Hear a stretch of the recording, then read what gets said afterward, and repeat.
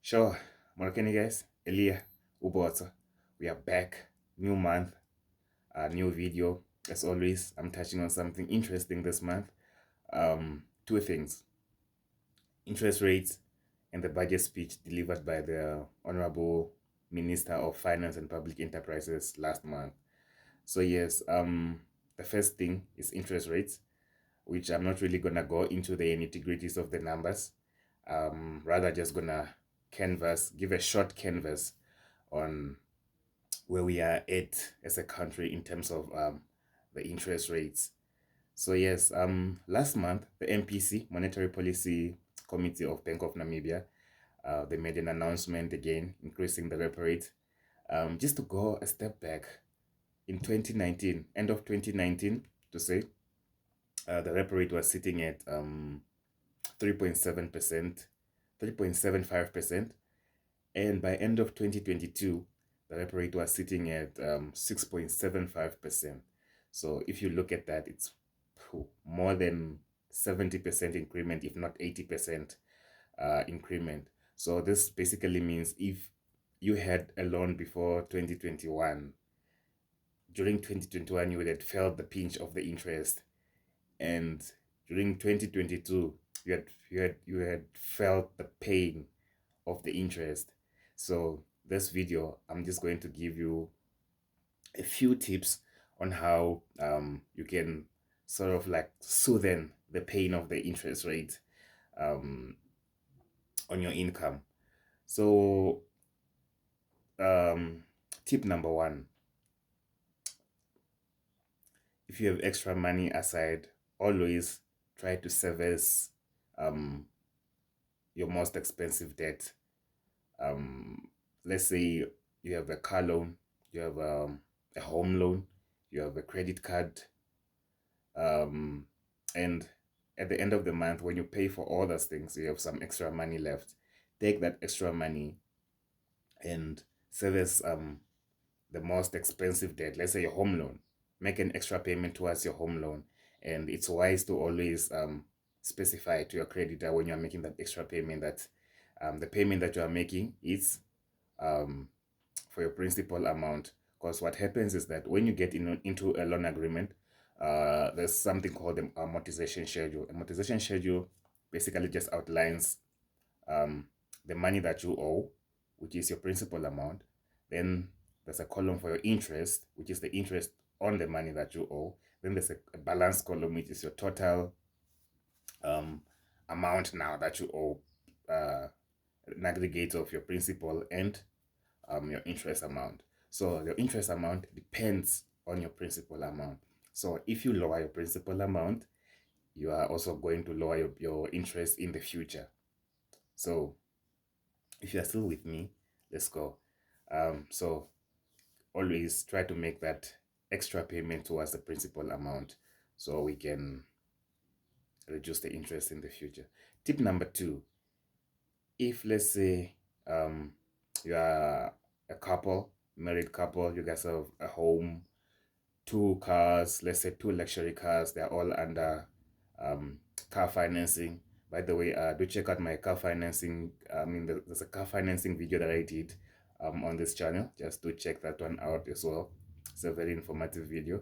So if all the cars are under financing, it's always wise to give up one of the cars, uh, sell it off, take that money, and see how you can allocate it amongst your other debt, be it or maybe take 50% and put it on your home loan, and the other 50% put it on the other car loan. So that would really help you to navigate or make it through this interest racing economy that we are facing now, which we are uncertain as to when it's going to sue them. So yeah, that's all I wanted to touch on interest rates. So please, guys, do get smart with your what your loans. Try to pay them off as fast as you can, so you don't have to feel the pain of the interest as the interest goes up. Um, Going forward, let's get into the budget speech delivered by the Honorable Minister of Finance and Public Enterprises. So the speech was delivered under the theme Economic Revival and Caring for the Poor.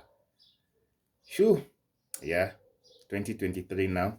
And on this budget speech, I'm just going to sort of like shine light on some of the things that I've been advocating for personally, or that I wanted to see change in, and seeing the finance minister actually raising these issues.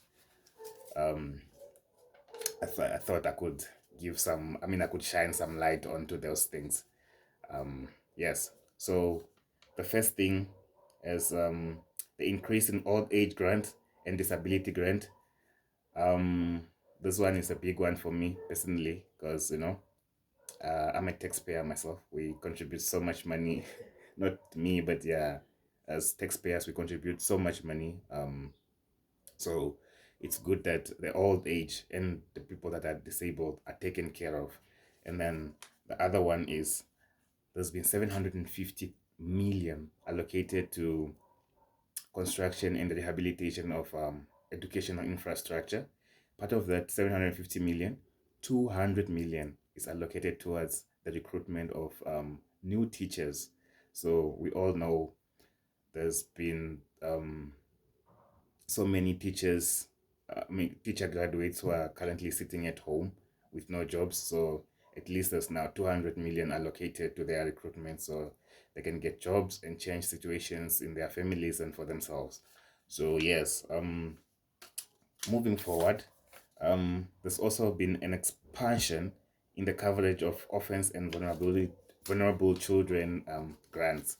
So this one again hits home.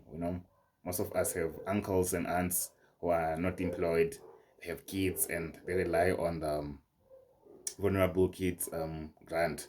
This again is our money, it's taxpayers' money, and if the government is really, I mean, can use this money to take care of our less fortunate people, I'm up for that. So please, um, I'm thankful for this increment. And then the other one is the reduction in the subsidies that the government provides to SOEs, state owned enterprises, from 2 billion to almost less than half a billion. This one, me, I advocate for this one as well, because we have so many parastatals that are not doing well, but we have a few that are doing well, and they pay dividends over to the governments, the likes of your NAM Power, your NAM DS. So why can't other parastatals also become profitable and become self-sustaining? So shout out to Mr. Shimi for taking the spoon out of this SOE's mouth so they can be on their own and strive on becoming profitable and self-sustaining. So the ball is in the court of the executives, management at SOEs. Please, you guys have to come up with turnaround strategies in the next 5 years. We want you guys to be profitable so you can be part, join the group that pays dividends over to the government. So yeah, those are some of the things that I really needed to shine light on in terms of the government speech. Just go, not government speech, the budget speech. So going a step further again in the budget speech, I would just want to sort of give a breakdown of the tax revenue, the revenue collected by the by NAMRA in terms of taxes. I just want to give a short breakdown on that. I thought that's also interesting. So currently, the total revenue of the government is made up of 90.3% from tax revenue.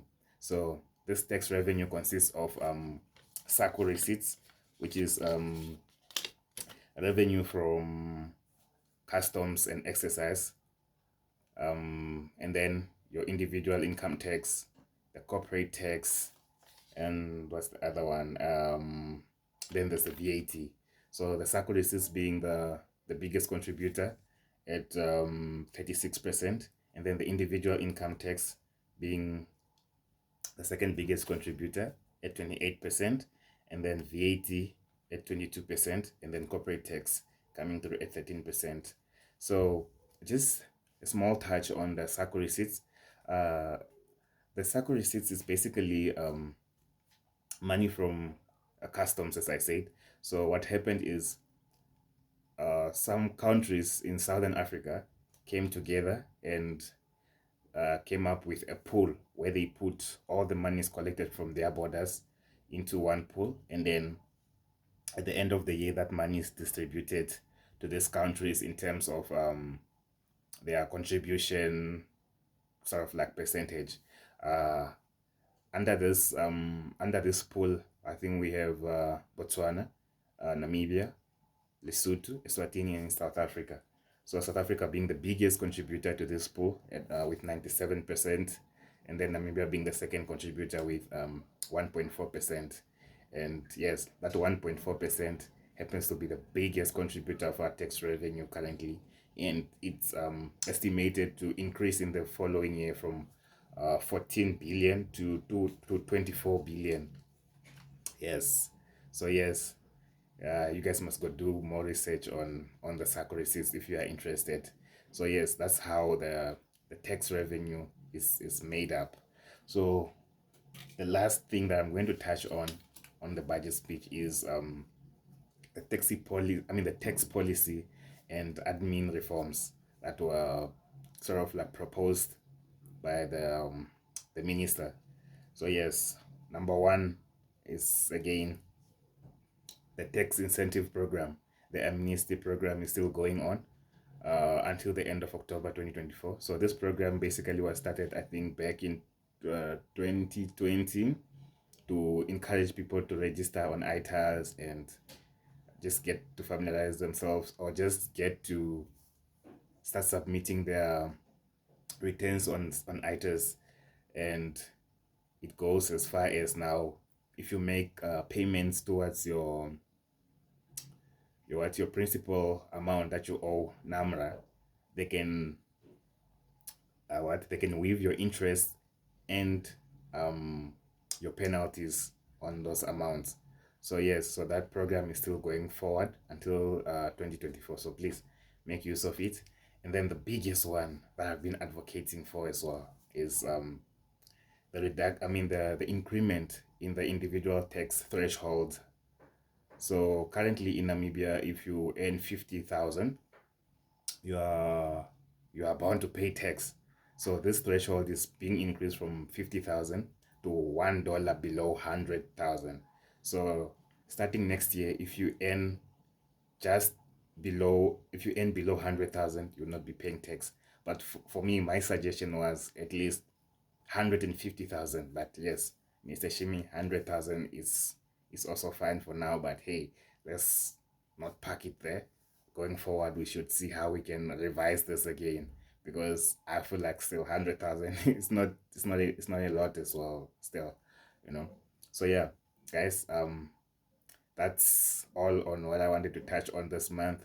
I hope you enjoyed this video, and if you enjoyed it, please give it some thumbs up and subscribe to this channel for more content like this. Elia Ubozo. You guys must have a great week and a great month ahead. Cheers.